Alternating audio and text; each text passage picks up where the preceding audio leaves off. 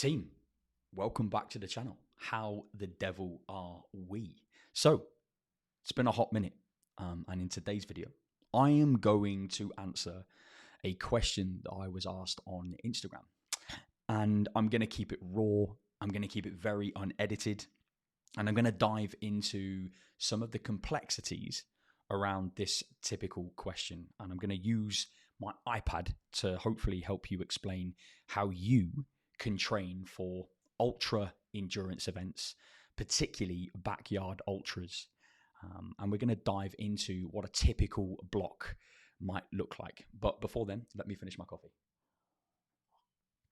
So let's jump into it straight away. This was the question that I was asked. Training for a backyard ultra race next May. Could you do a post or a video on a typical training session? Now, you're probably sat there, like most, thinking, fucking hell, today, training-wise, what the hell am I going to do when it comes to prepping for a backyard ultra? And you wouldn't be mistaken if you thought that it just included a bucket load of running. And in a nutshell, you're training for a backyard ultra. You're going to need to do a lot of running. And I want to help you understand week by week how you can set up that training cycle so it doesn't fucking royally cook you and fuck your central nervous system.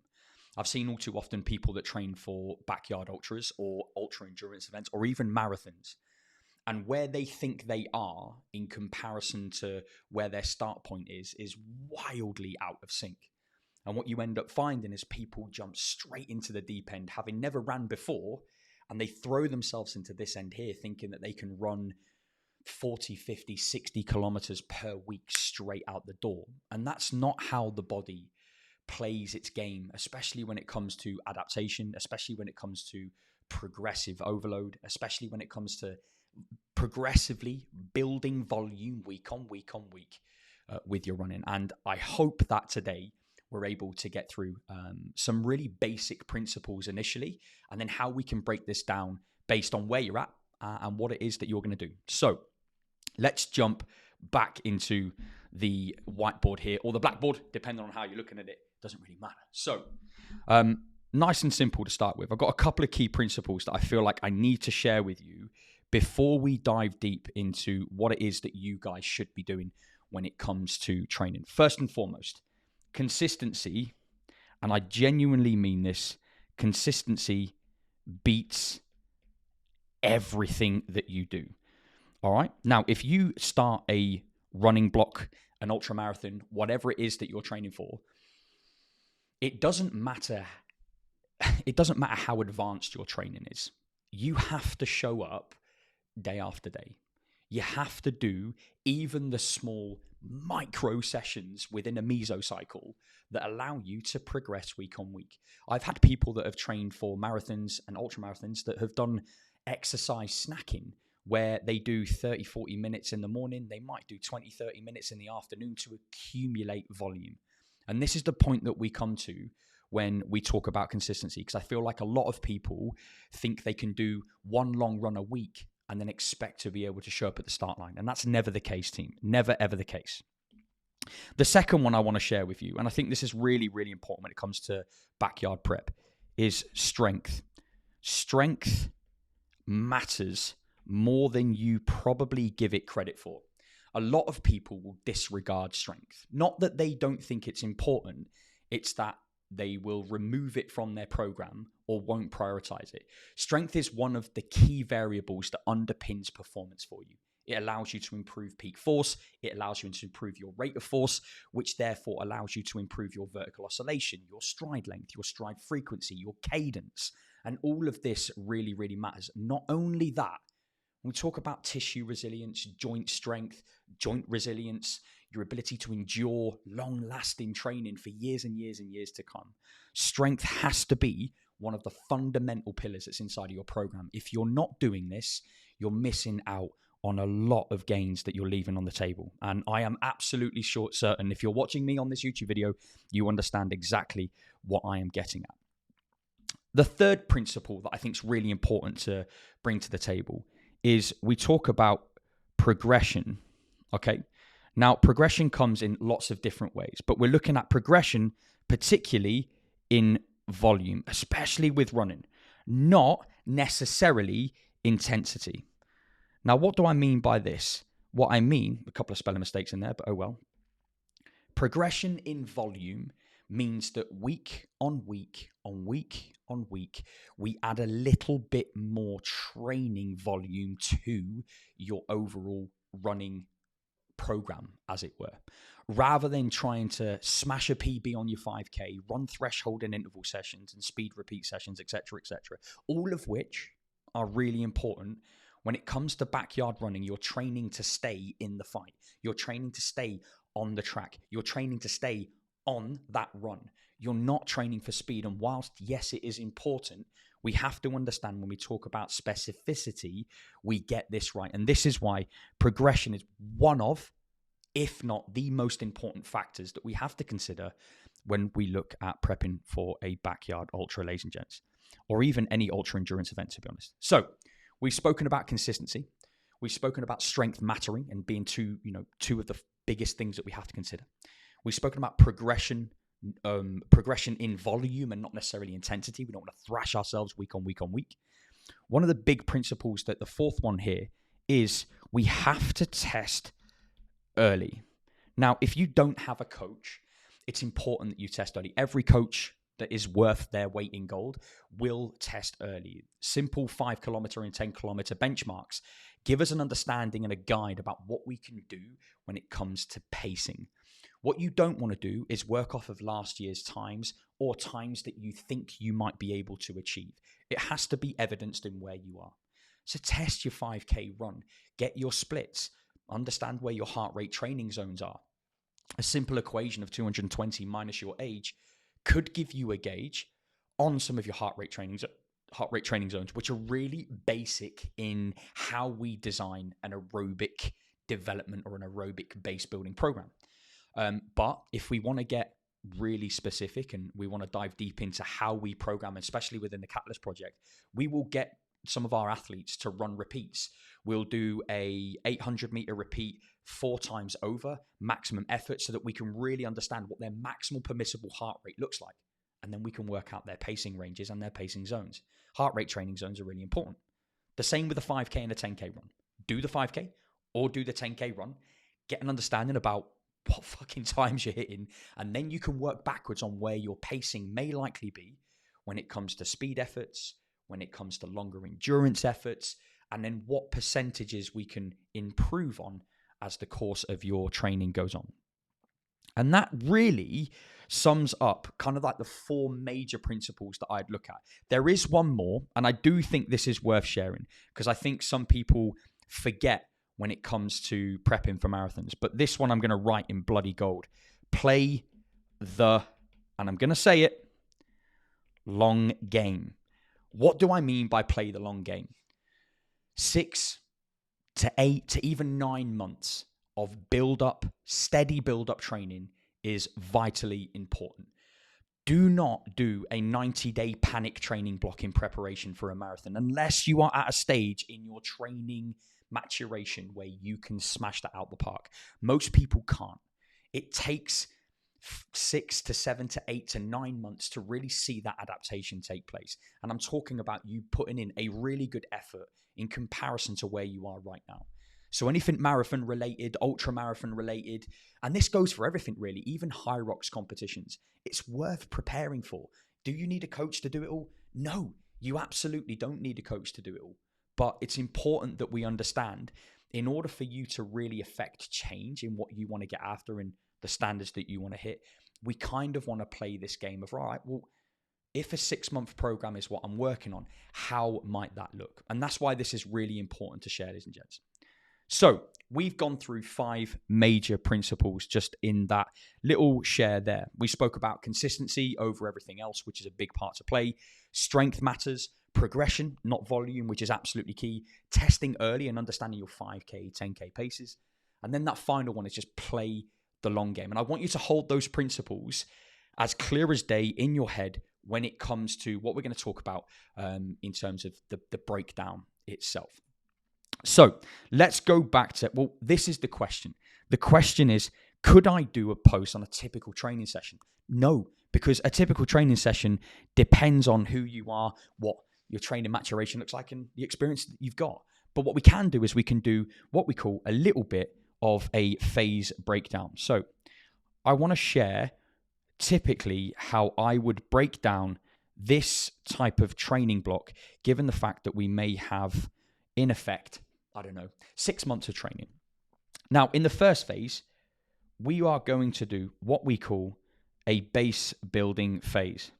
Now, what does base building mean? Base building means in the first 12 to even 16 weeks, we're going to accumulate volume and we're going to build up the endurance that we need from an aerobic standpoint that allows us to progress week on week on week. Now, that might look like, for example, we're going to hit 4 to 6 kilometers in week 1, for example. In week 2, that might go up to 6 to 8, and then 8 to 10, then 10 to 12, then 12 to 14, then 14 to 16, and then we might start playing around with different repeats. Now, this is just a general example of how this may look over a 6-week period. The problem? Most people jump straight from their start base building phase into that block right there. They start with 14 to 16 to 20 kilometers of running each week. After following a strength cycle or after doing some other different sport, for example, what do we happen? What do we see happens? Well, straight away, the body is not in a position to be able to react and adapt. We hit this alarm phase when we talk about this gas principle, which I've done on a video on before. We hit this alarm phase and the body just cannot adapt to the level of training that we're giving it. And our body can only really adapt and really train based on how good our recovery is. So our training is only as good as the recovery that we can do. And this is why it's really important to understand that we've got to layer this slow and steady every single week. So this is where we build an aerobic base. And it doesn't have to be just around running, right? This is just a general framework here. What happens after this?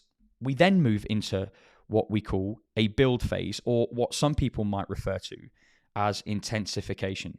Okay, my spelling's terrible. Intensification. There you go. Intensification phase. Now, what does this look like? Now, this could be anywhere from 8 to 10 or even 12 weeks. And in here, we're adding more distance to an already base built. So if I go back to this screen over here, or this slide here, if you're a novice athlete, we might actually stay in this zone for 2 weeks, in this area for 4, and then this one takes us up to 6, then 8, then 10, then 12. And we call this a 2-week microcycle or a 14-day microcycle. Now, this means that over that 2-week microcycle, on weeks 1 and 2, we're going to hit 6K in week 1 or 4 or 5K in week 1, and then 5 or 6K in week 2. And this gives us the opportunity to start layering that base that we need before we then move into this intensification phase. And it might then be in this intensification phase where we move from, again, weeks, and I'll go over this side here. So we've got 14, 16, 18, 20, which could be an 8-week cycle. And in here, we might go 16 to 20K. We might then go 20 to 24. We might go 24 to 26. And then we may go 26 up to 30 kilometers. Now, this is just a general overview. It does not mean that that's the route that we're going to take. Remember, the most important thing that we're doing is we're meeting you exactly where you are, not the other way around. That line isn't straight, by the way. It's going to play with my OCD. So we're meeting you where you are. This is the most important thing. So in this phase, in the build phase or the intensification phase, we're adding in more distance, and we're probably going to start layering in back-to-back runs because of what you're going to start seeing in a backyard ultra, as an example. Okay? And then in the final phase, we've got what we call a taper and peak phase. And this can last anywhere from 4 to 6 weeks. Now, the key with this is right at this point here, before we start that transitional model, or before we start that transitional phase, let me get my pen bloody right here. We want to ensure that our longest sessions are happening at the back end of this block, because this is the point where we're trying to get you to the maximal permissible amount of volume that you can do. And it's at this point here where we start to see a downward trend in volume. So we're seeing a reduction in the amount of running miles that you do to prepare you for a sharp taper. So you turn up on the start line in the best possible way. Now, this is really, really important, okay? What we don't want to see happen, we don't want you to continue these sessions and keep bridging into this so that literally 2 weeks before you start a backyard ultra, you are burnt out. Your body has pushed itself to the absolute limit, and we're not able to recover from the volume of work that we've put in. So what then happens is, boom, you turn up at the start line injured, you crash, central nervous system fatigue, adrenal fatigue, everything from an endocrine system. It's just cooked, everything's not working as the way it should be. And this is why it's so important to train smart and effectively when it comes to your training block and your training cycle. Okay, so this is just a really simple thing that we can look at. All right, so just going back through this as a bit of a summary, we're looking at base building for the first 12 to 16 weeks.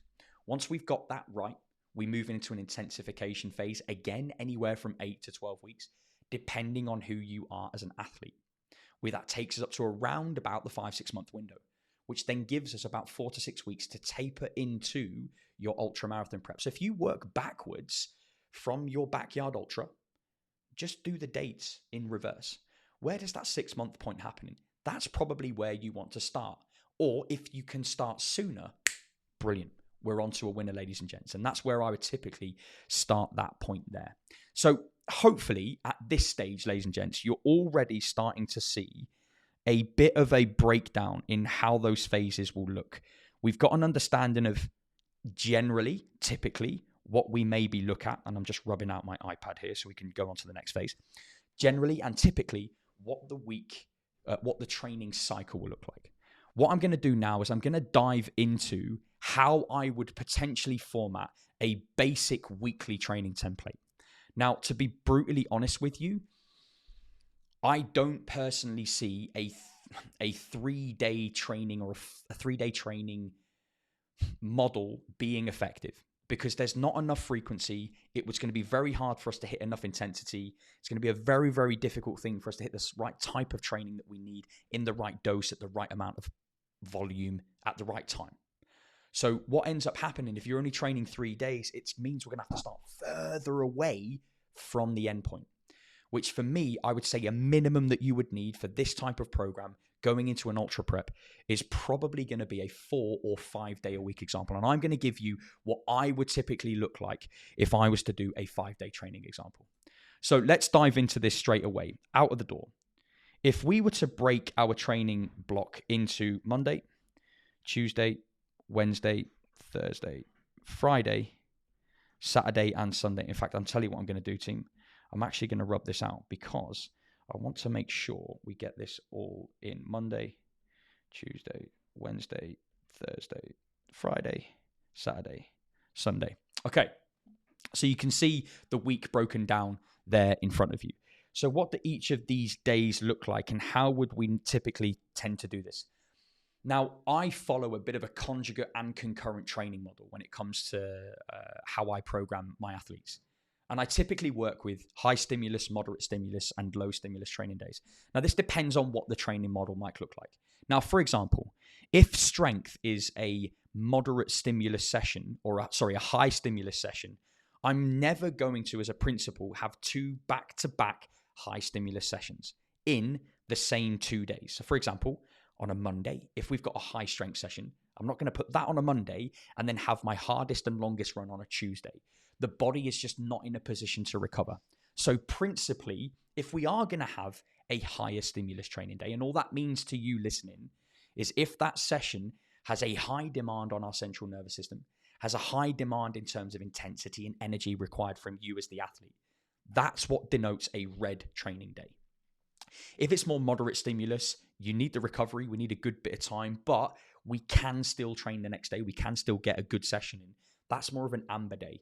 If it's a green session, that's more low stimulus. So we've got this high, we've got this moderate, and we've got this low stimulus training effect that we try and do with our athletes and how we balance things out. So let's start with something that might work in its favor. So how I would typically do this is running is our priority. So for me, the first session I would probably run in the week is our running session here. And this might be anything from aerobic intervals as an example. And these could be, just an example of this, this could be 3 or 4 10-minute efforts. It could be 2 or 3 10-minute efforts at a certain pace based on a combined performance assessment that we would do with you following your 5K and 10K paces. So we might do, and this is just a typical example, 3 by 8 to 10-minute repeats. I'm going to zoom in here so you can see. Excuse my terrible writing. That is awful. Let me delete this so you can bloody see this better. So 3, let's bring it down a notch so it's not as thick. 3 by 8 to 10-minute repeats. And the pace might be early doors at your 10-kilometer pace, as an example. But we would give you that. We would give you an idea of the distance, the pacing ranges, and the time that we would expect you to hit that. Okay, so running would typically be the principle of training that we would likely follow in this block for our Monday session. For you, that might fall on a different day, but I'm giving you a couple of examples here. But they are running a base, they're aerobic interval related, okay, and that may change. It could be your long run, okay? We might have a longer run on that day, because that's typically what you would like to do. Okay, cool. And this is why the communication with the athlete's really important, all the way through a coaching journey. Now, it comes to Tuesday. Tuesday might be our strength session. So we might have strength. Oh, that's a terrible color. Sorry, team. Let me get a different color. Let's use a gold. No, actually, let's use a red. We might have strength 1. Now, what does strength 1 look like? Well, it depends.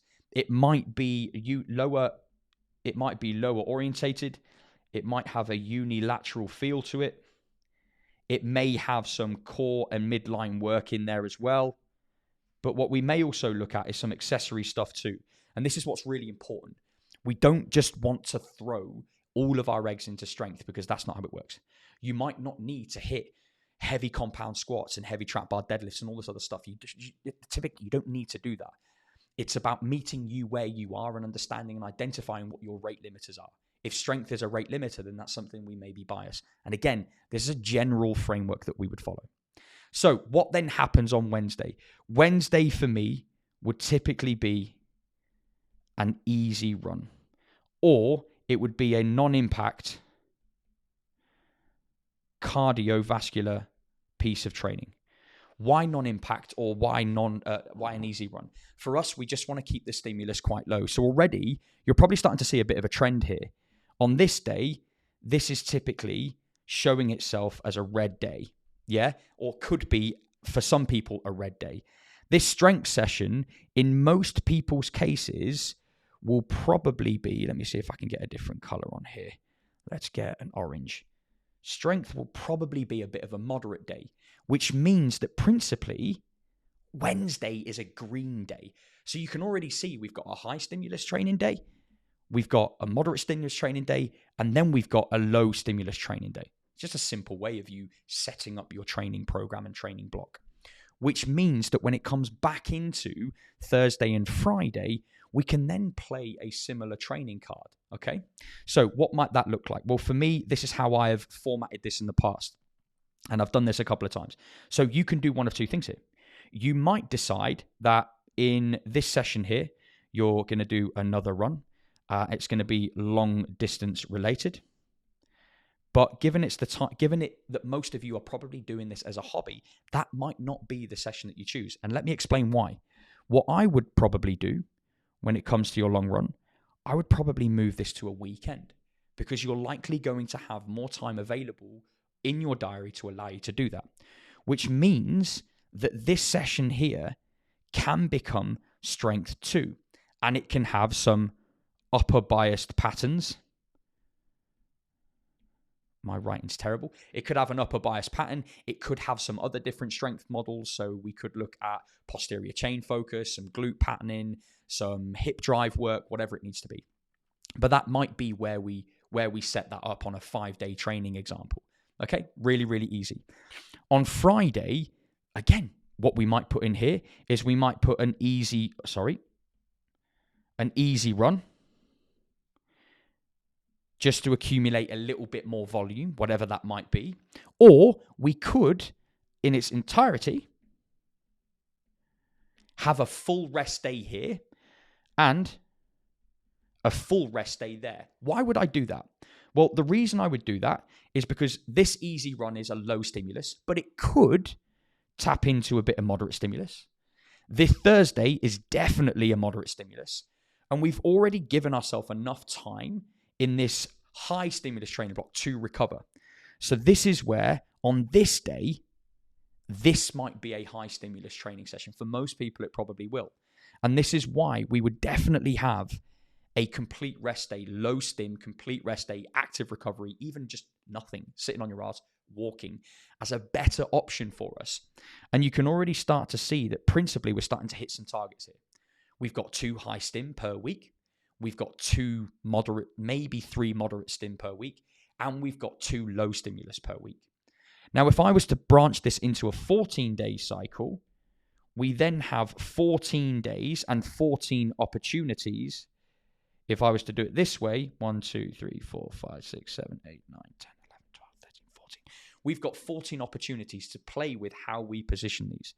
And if this was to follow a 14-day cycle, already we can see day number 1 is high stim, and day number 6, 2, 3, 4, 5, 6, fire alarms going off. Perfect timing. Day number 6 is also high stim. Our moderate stim days, you can already see, are 1 there, and we've got 1 there. Okay, cool. This might be one also. We've then got a low stim here, an active recovery stim. We've got another low stim here, which means that if we go back through, we have another red day there, and we also have another red day there, which again, you can see what we're trying to do here. This is typically how I may start formatting and planning and program designing for somebody that is jumping into a program with us and saying, okay, well, how much can they adapt to? How much can their body actually recover from? Because if we don't know, we're just guessing, right? We never want to guess. And this is why it's really important that for us, some days, we won't typically program a week block from Monday through to Sunday. Some days you might need a 14-day block. I've done a 21-day and a 28-day training cycle where we run a 28-day window with different sessions and variety, and then we play with it the week after. It just depends on what works for you, okay? It just depends on what works for you. So we've done quite a deep dive there into, first of all, what the basic principle should look like when it comes to prepping for an ultra or a backyard ultra. We've done a little bit of a phase breakdown on some of the elements that I would look at, from a base builder into an intensification, into a tapering and peaking. And it just needs to be as simple as that, a really basic triphasic model. And then when it comes to a weekly training template example, that's a 5-day example. Of course, there are hundreds of ways to skin a cat.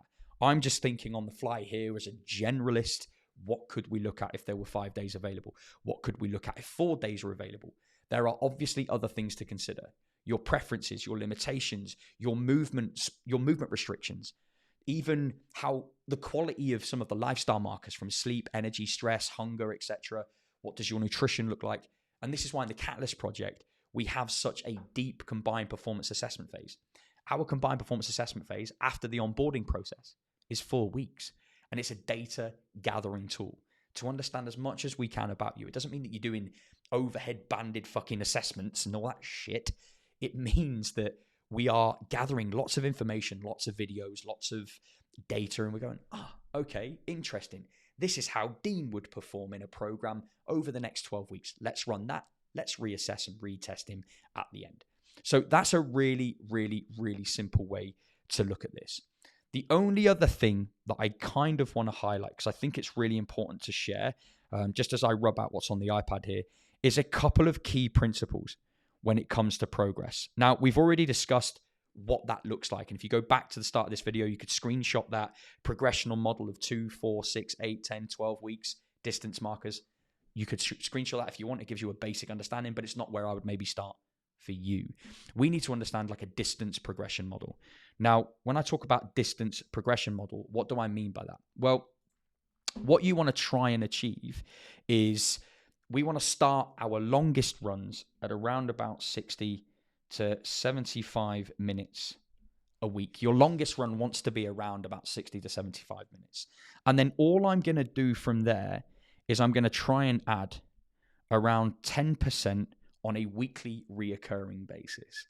Okay, so let's say we start at 60 minutes. Okay, well, the week after, I'm going to go to 65. The week after that, I'm going to go to 70. The week after that, 75, 80 minutes, 85 minutes, 90, so on and so forth. Okay, that's what we would call a time or distance progression model. Okay, one of the other big things I think you need to understand, because we can't just keep going and going and going. In fact, let me just bring this back for a sec. We can't just keep going and going and going and going and going, because eventually you will fucking break. Rest assured, you will fucking break. I've seen it happen, and it's not nice at all. So we need to have structured deload phases. And it doesn't mean that they have to be every 4 weeks. Deloads happen when we feel you need to have them. This is why working with a coach is really important, because they will fucking spot the signs early and they will say, oi, mush, you need to pull back next week.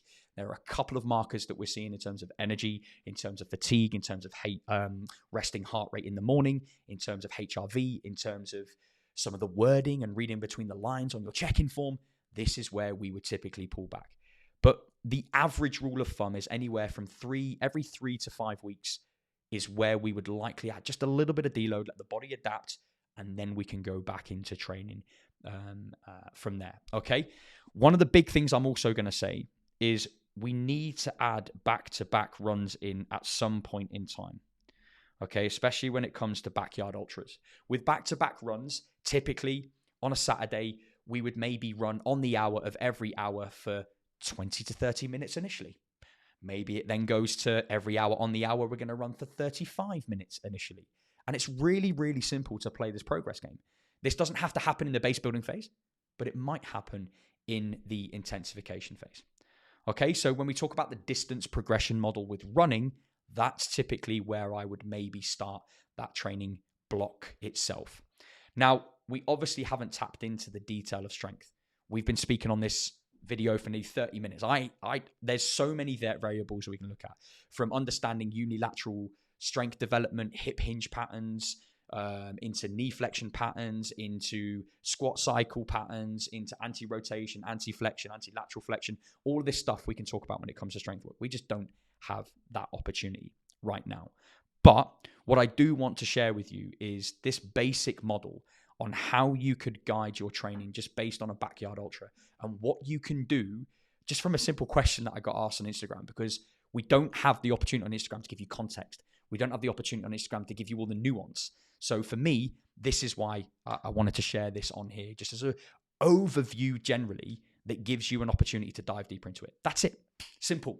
Not easy by any stretch of the imagination, but we've alluded to it. 2 strength training sessions per week, probably as a minimum. I would progress your running volume on a week-by-week reoccurring basis. Get a couple of benchmark tests in where you can early on so you know where you're at, and retest them later on so you can see some gamification to this program. And yeah, you're good to go. Like, and if you want us to help you map out a specific training cycle for you, you want us to help you map out what does a backyard ultra look like for you in your program, and how do we circumnavigate all these things, then hit me up on Instagram. Let's have a conversation. My team or the team and I are made up of some incredible coaches, and I'm incredibly humbled by the people that we've got around us. And if we can help you in any way, shape or form, we're all about that. And if you want to use our services, then by all means hit us up, and we can talk about how we may be able to help you in the Catalyst project smash your next backyard ultra. Remember, you don't have to be the fastest by any stretch of the imagination. You do not need to be the fastest by any stretch of the imagination. You just need to be the person that's still standing after 10, 12, 14, 16 hours. on a backyard ultra. But I hope this helps. Have an amazing week wherever you are in the world, whatever you're doing. And I look forward to seeing you in the next one.